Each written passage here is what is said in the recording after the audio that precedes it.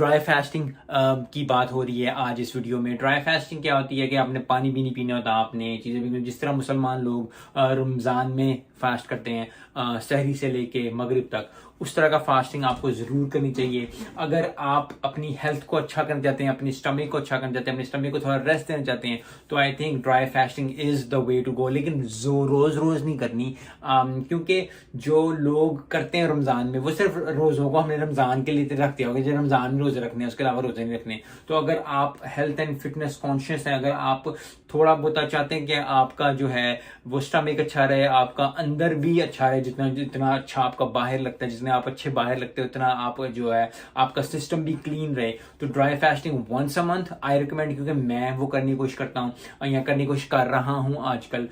कोशिश करता हूँ मैं वैसे कि मैं कभी कभी रख लूँ। पहले भी जब 5-6 साल पहले जब भी मैं कभी रखता हूँ, तो मैं कभी रखता हूँ कि 2 महीनों में एक दफ़ा रख लिया।